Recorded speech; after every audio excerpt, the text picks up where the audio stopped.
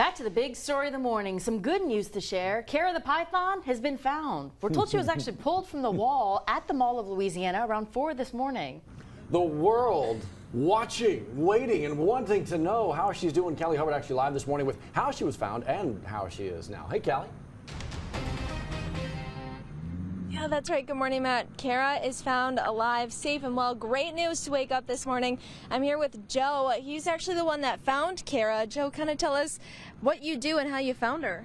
Well, in this instance, I've been crawling around for about 5 hours. I've been in the attic, and I'd followed her trail up through around and kind of came at a dead end, but I could tell that she'd gone through there, so we got out, came and brought the ladder around, and we just and looking at different crawl spaces. And the second one we looked in and I moved some wires over, and there she was, just curled up. What was it like getting her out of the ceiling part? It was difficult, because I was in there by myself, and I just kind of had her just above her tail, and I had to just hold her, and I was like, yeah, I'm gonna need some more people to come in here, because there was no way I could put her out by myself. Wow, in that moment, we got that video capturing it, kind of her coming out of the ceiling. How does it feel knowing that she's okay and alive? That's good. I know it feels great, because I know that her skin had been drying out after being up there for so long, and just I got all cut up crawling through there, so I know that the same thing was happening to her.